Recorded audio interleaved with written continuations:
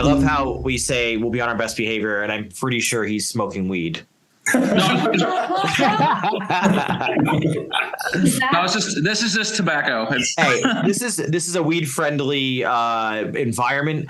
We were chatting before we went live, and it was I didn't brush my teeth today. It is currently 6 p.m. So I'm a piece of shit.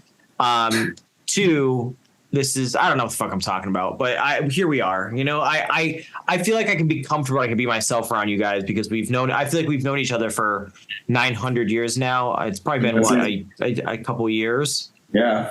Almost 2 years. Yeah. Hey, we're all getting old together. Look at that. We're all on the journey, man. We're all on the journey. You guys have a cool little setup. Look at that. This is what we built on Sunday. That's so sick. Yeah, it was Sunday. Yeah, we redid the whole rehearsal space to give you a little bit more room behind the kit and also to give us more room. It looks like you guys are in like a Hollywood studio. Hey, it looks really nice. Thank you. And honestly, even his shop looks nice. I mean, that's a nice little backdrop. Man, his barber shop is so fucking cool. You know, it's fun. I get to cheat, which is I can be in the city. Oh wow! Hey, I can be do that just like that in cyber. Sometimes I'm at home. Wow, which is nice. If I wanted to get a trip down to like a coffee shop. But you know, does it change your lighting? Oh, okay. I was about to say. I was like, is it like AI your lighting or something? Hey, that'd be cool. I think it's just like the reflection of stuff happening. But no, what? Hey, what's up? Oh man, so much. Well, first of all, we were trying your root beer, man. Is that the pumpkin one? Yeah. The pumpkin one. So good. Hey, I didn't pay anybody listening. I didn't pay them anything. Nothing. No. So when it dropped, we went out and got some because we had our end of the year party. We just had an album release show back in November. And so we had a few cases of these at our little band dinner. Why didn't you message me? Did you buy it? Yeah. Listen, I love you, but if just message me next time. All about support, man. We have no problem, going out buying a few cases. I do appreciate that. I do know the guy that owns the company, so it's I get a little bit of a leeway. So it's funny, talking about I feel like we've crossed paths so much over the last couple of years. You've won some competitions. I've seen you guys live. I've seen you guys play live on stream and all this stuff. And you guys are one of those bands that you really are go-getters and you really do build that core foundation. If I've talked today, I had a couple interviews and talking to a couple bands, and I feel like you guys get it with like the community situation. You guys have a community that is so sometimes borderline annoying, which I love. And so for me, I love that. I love supportive, like all this stuff. And I was like, whatever they're doing. And we always use like references of bands and stuff like that. I was like, do what Sid Stratton's doing. Like, I don't know what the hell you guys are doing, but you're doing something right. And you're really making a splash. And it's especially like the live show you guys put on. If anybody that hasn't seen Sid Stratton at all, you guys put on a wonderful live show that's very experience based. You guys have dancers. I get a little uncomfortable sometimes watching because it's I'm like, I don't know if I should be watching this or if I should be paying for this. I don't know. But what does 2024 look like for your live show? Because I feel like you guys are always working on that. Yeah, so right now we have 3 things booked in Orlando. I'm trying to work on a tour with an old buddy of mine who I toured with before, and he's got some stuff in the works. So hopefully we'll hit the road. We're going to try to do some more festivals, try to enter more contests to try to get in and do that again. Really just do everything we can to promote the new album that just came out, From Ashes to Diamonds. And the reason why we put an album out is because when we won that contest in incarceration, that's when we decided, like, hey, we're going to go do this. Let's put an album out. So you're welcome. That's kind of like the whole reason why we did it. It's great. And I just remember like a ton of, and what sticks out to me is like, you guys always were there, always. Mm-hmm. And even when you weren't like competing, you were always there. And I think that's so important to like, what, you know, here at Roadhounds, we're trying to rebuild a community that, you know, Space Zebra kind of went away a little bit. We were trying to figure out what we can do and how we can do it there. And we kind of it just kind of went to the wayside. And, you know, Roadhounds approached me and they're like, hey, we want to do kind of you know, we want to keep that alive. And I was like, that's wonderful. And I feel like there's bands like yours that understand that, and then that also support not only for a personal gain, which is perfectly fine because obviously you want your band to succeed, but you also supported other bands. And I think that it's super wonderful to see the community that was built on just. You think people are going to be shitheads to each other, and they're like, oh, you know, it's like people are now touring with each other that they met on this thing and on the Zebra. And so it's wonderful to see. Every time Nailbite comes down to Florida for vacation or show, we always tag up with them and we'll go have like breakfast. Like they were just, what was it, October? Yeah. Did they go trick-or-treating? Yeah, we went trick-or-treating together. So it's like, and then when we were doing Ink, we were hanging out with Traverse the Abyss. Love those guys. Yeah. And to the part where it's like if one of them wasn't hanging around, we were worried that we got lost or something because it was just like, hey, where'd the rest of the crew go? And me and Nick got a dwarven bond together. Yeah. So that's great. I think that's fucking wonderful. Live streaming's back. And you know where we're doing it? Over at Roadhounds. And it's fucking free. All you have to do is go to roadhounds.io and you go to the Metal City fucking free zone. That means it's free for you to come watch me be a complete idiot. It's pretty crazy. You can move the controls on your mobile screen with your hand, or you can use a keyboard. Just don't forget to take screenshots of your avatar because I want to see it. You can discover free media inside Rock City. All you have to do is look for some terminals and click on some shit. Now you can learn about all your new favorite bands and all your next new headliners. If you want to join our community of Headbangers, all you have to do is subscribe. So you can get even more content by just subscribing at Roadhounds. So we're going to give you a free Metal City free zone. And then if you want extra super cool, awesome content, you just subscribe. We're going to make a positive difference to our music community for once, finally, a positive fucking experience. You know, I feel like I'm 34. I feel like we're kind of ish the same world of age. I turn 33 tomorrow. Oh, happy birthday. Happy birthday. I'm 34. So yes, we're on the same scope of like, we are adults.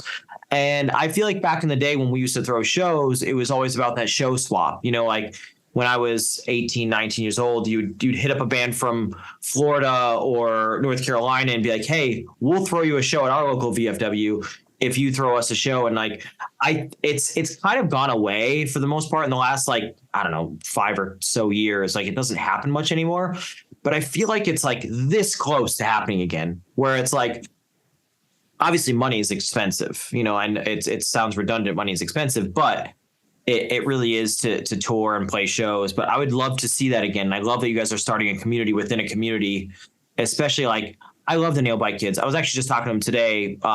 My producer, Nick, who's going to edit this, Nick, he's actually mixing a new Nailbite song right now. And he's like, I don't know how. He's like, they're like 9 years old. I don't get it. And he's like, where does that come from? What is she doing? And I was like, I don't know. She's been on the show since she was like 15 or something. And I was like, they've always been like little monsters, and I love it.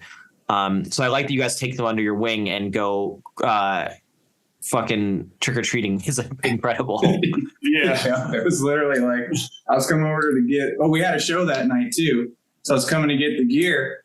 And then I was like, oh, everyone's here. And it was like, see him going down the street and Ryan's with him. And we're like, we're all trick-or-treating together. Hey, that's cute. So wholesome. Yeah. So one, I always like to ask like a couple of things is like, being in a band is fucking hard. And it's one of those things like, well, basically what's bringing this question to fruition is I see that you're in your shop. Like that's your livelihood. That's your thing. What is it possible? Because a lot of bands always ask this question. They're like, should I focus on my band 100%? Or can I have a day job? Can I also be in the like how I owned an oddity store and toured full time, and I had at one point I had 2 stores and toured full time.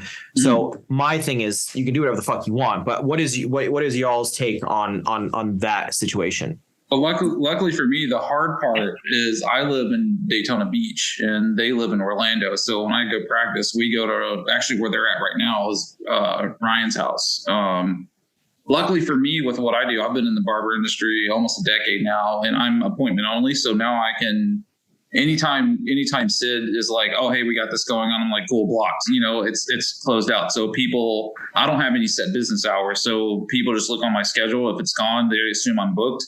So I'm pretty fortunate in that where I can, like we did Ohio, and I was just able to take it off like a month in advance without even I don't have to answer to anybody. I don't have to, be like, oh, hey, corporate, can I take these days off? No, I just close my day out. The hard part is just constantly driving back and forth because I have to take I-4 all the way to Orlando every time. How far is that drive?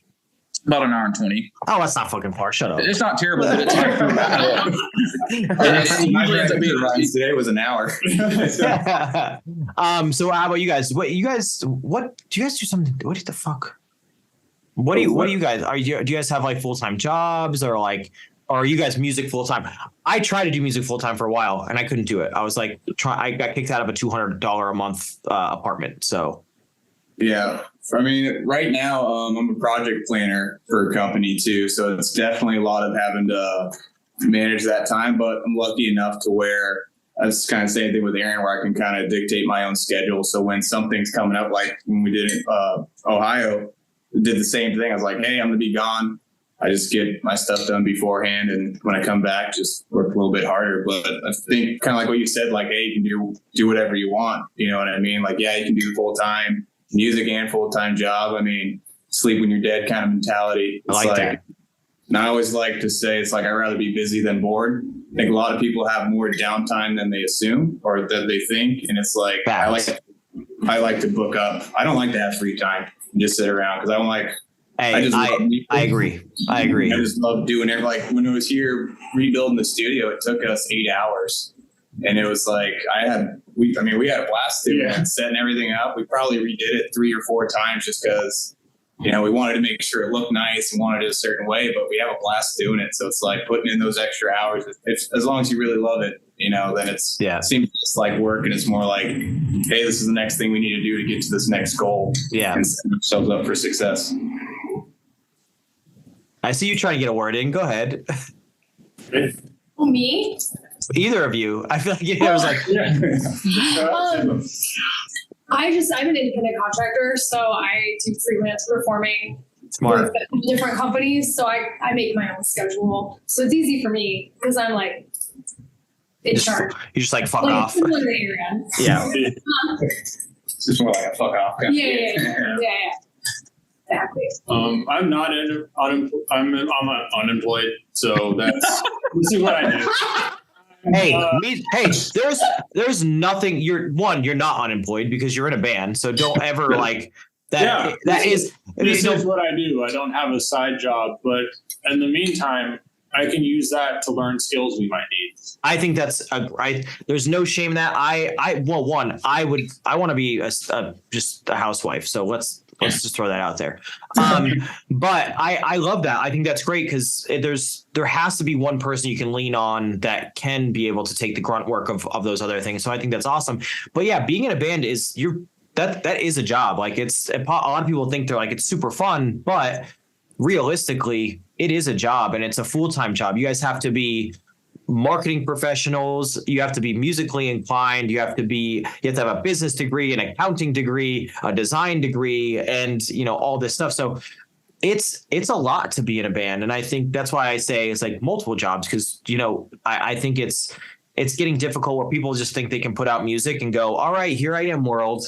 And that's very far from the truth. You guys know how much work it is to, you guys have played these festivals and worked your asses off to win these spots because you put in the work. And I think that is super admirable for you guys to be able to do shit like that and do and back it up. So, I mean, I love that you guys have that's a good solid core crew. Cause I asked that question sometimes and one guy's like, well, I can't tour from January to March because I'm out on the oil field doing this. And, we only have this window because I have 3 kids and this and that. And I'm like, throw the kids away. Get in the bus. Let's go. We're all endless. Yeah. Nice. 4 baby cats. Yeah. We got, Or baby cats. and he's got From I got you. Yeah. Okay. So, Yeah. I mean, yeah, Tyler. about making time. True. Whether you have it or you don't, it's about making it. Yeah. And I love it. And I feel like you guys are that type of band. Go to roadhounds.io and come hang out with me in the metaverse while we watch live shows, we go through stores, maybe we'll give away some guitars, some drums, maybe some free root beer. Doesn't matter. Whatever you want, we're going to give it away. Go to roadhounds.io and subscribe now. Come hang out with me. You guys understand how this works. Like we are, I can tell, I feel like I can tell you guys understand is like, we're going to do the same kind of stuff that we did in the past is like, we're going to try to give away slots on festivals, shows, tours. We're gearing up to build some really cool things. Roadhounds is definitely 100% trying to fulfill that void for unsigned artists and things like that. Like we're soon to be announcing a free world, which is like Metal City Free Zone, where you come in, you can watch live interviews. We're going to go live again. We're going to give away spots on, like I said, festivals and all this stuff. So we just want to be that one-stop shop for, for people, because you know how the world is. No one gives a shit if you're not fucking, if you're not Slipknot or Papa Roach or if you're not the hot new thing like Spirit Box, which again, I love all those bands. They're all incredible, but like publications don't give a shit if you don't have 100,000, monthly listeners or 1 million monthly listeners. So we want to be that platform that takes care of 1 monthly listener to 500 million monthly listeners, and to be able to support the unsigned artists and to be able to make and have those new headliners. So, Roadhounds is doing incredible things, and a portion of all of our subscriptions goes towards supporting unsigned artists. Like, as you guys know, the Traverse the Abyss guys won a $7,500 investment package. They're like, all right, we want some new gear. We want help with touring. We want this stuff. And we're like, yes, let's do it. So, I mean, I think you guys are a great, with helping us move forward because you guys understand what we're doing.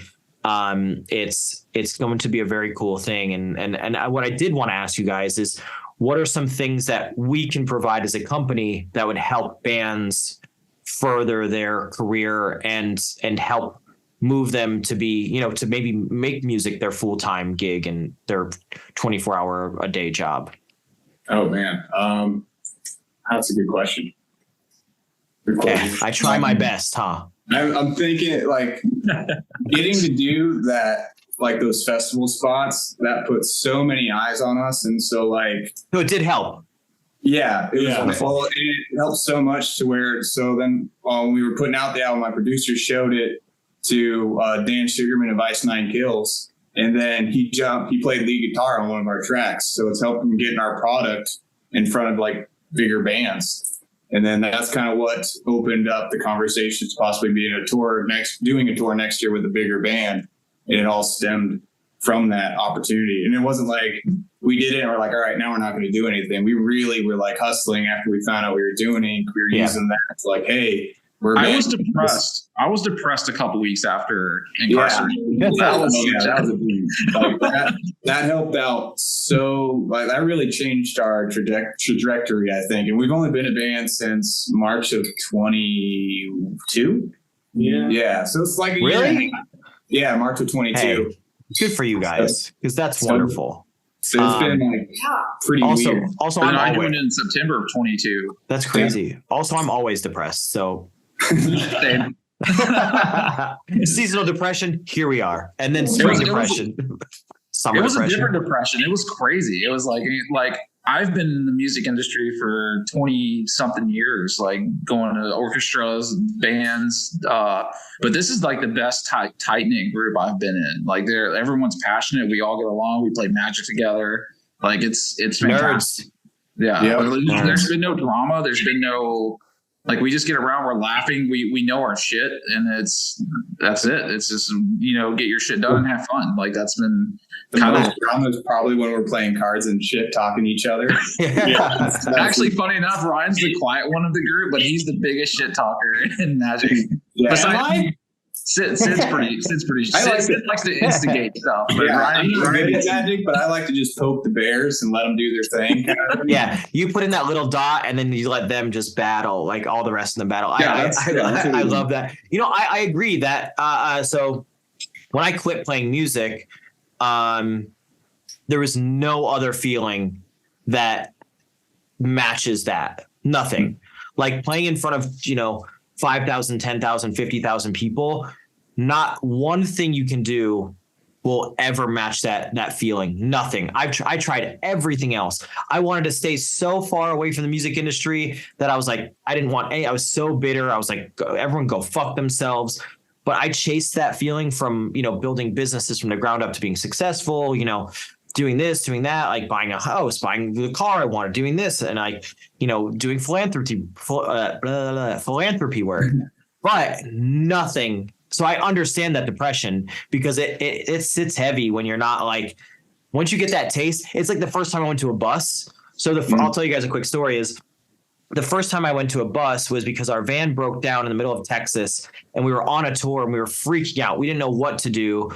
And the band, you remember the band Go Radio by any chance? They used to be he was in the band Mayday Parade. If you ever heard of Mayday Parade. Mayday Parade, yeah. So the one guy left Mayday Parade, started Go Radio, and he was on tour, and he just so happened to be ending his tour in Texas, and the bus had to go to Pennsylvania, and we were in Texas heading to Pennsylvania. Like we had 3 dates on the way. So the bus gave us a really good deal. And this was our first time. We're like, all right, we're on a bus. We're doing it. Don't ever tour on a bus. It is so fucking wonderful and so comfortable and so it's wonderful. It's amazing, but nothing else will ever it sucks. You go back to because we were like, all right, let's save money. Let's go into a van. And it was the worst. It was the worst. So it's like, getting spoiled is tough. So you guys playing incarceration is you're getting spoiled and then coming back to you have to come to reality. But I think for you guys you guys are wonderful. And I think you guys will keep growing to those things because you put on a spectacular show. You give that it's being in a band isn't just about music anymore. And I think people have to understand that, yes, you have to put on a great product. You should be putting out a great product. But if you're not backing that up with a good live show and just experience and theatrics and getting people, we all know about, TikTok, everything's 10 seconds, 15 seconds. If something's not on fire or getting hit by a car or a kid getting kicked, then it's useless. One view, So you guys, I love your live show because you bring, you put that show on, she's dancing and there's, you guys are swapping in and out. It keeps your interest and it piques it. So I think it's great to see. This is a virtual city where metal culture thrives, and to be honest, there's nowhere else like it. So we want to show you what it's all about, and all you have to do is go to roadhounds.io and just subscribe. I do want to ask this question to you guys because I feel like I asked it to a couple people that understand it, is if you guys had unlimited money and you had the biggest stage that you can, what would your production look like?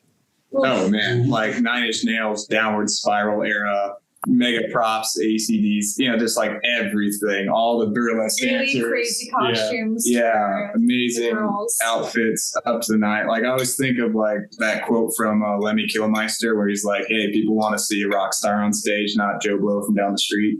So it's like, I want to bring that kind of aspect. Unlimited budget, oh man, major light shows, more like of the aerial arts. Yeah, because when our shows here in Orlando, when they have the right rigging for it and the right what's the word, just the specific or specs to be able to hang the liras and the flying poles and stuff, we have aerial artists while we perform, and it's so cool. It's just, and so it's something I wish we could just take on the road with us everywhere.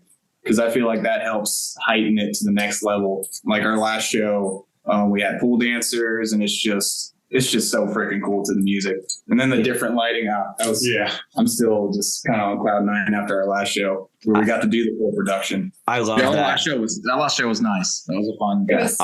I feel like you're the type of band that's like so here's what I see. All right, I'm here. I'm building production for Stratton. Here's what I would do. So drums, you're in a cage. You're suspended you're like 10 feet in the air in a cage. You're built in it. You have 2 glass cages for, you have 2 dancers inside, stage right, stage left up front, like 2 glass cages, lit underneath red, obviously, or purples. No thing. It's fine. And then 2 staircases, 2 staircases that also come up to the center, then have a platform on it. And then you guys are just fucking shredding, and your fucking guitars and bass are just shooting sparks all over the place. You have a catwalk that goes across the back, and then she gets lifted from the bottom of the stage, comes up, and she's in another cage that spans the entire stage that she gets to walk around. It's wonderful. That's everything. Yeah. Everybody's in cages and boxes. I'm a fan. At this point, unlimited money, I want a shark on stage. Now we're talking. I want more pyro, but every time we have pyro, I get caught on fire. Like, it's just I've got caught on fire 3 times, but I love using fire live. What got on fire? What on your body caught on fire the last time you used fire? My hair and my face. One of the we were there. I was playing, and it got to a point where it was solo, and I wasn't having to sing. So while he's shredding, I was doing my bass parts, and the dancer was supposed to blow out the candle and drip the wax on me. But didn't blow out the candle and like just stuck it in my face and just. Oh man! But I didn't realize what was happening, and I was like saw the side of the stage, and people's faces were like, and I was like, "What's going on?" And towels ready. You're just headbanging with your hair on fire. That's kind of badass. That's metal as fuck, honestly. Well, I mean, the nice thing is if your hair gets fucked up, you have a barber. You're fine. Yeah, you guys are gonna be all right. Yeah. So it's like if you have to shave half your head, it's gonna at least look good. Yeah. So you're all in good shape. So I guess, I want to talk about what is 2024 for you guys. Promo and shows. Lots of promo, lots of content, music videos, more shows, just everything we did this year, but we're just trying to keep doubling what we do every year and just keep it growing. Are you guys a fan of the release a single until an album comes out, or are you guys the fan of dropping an album?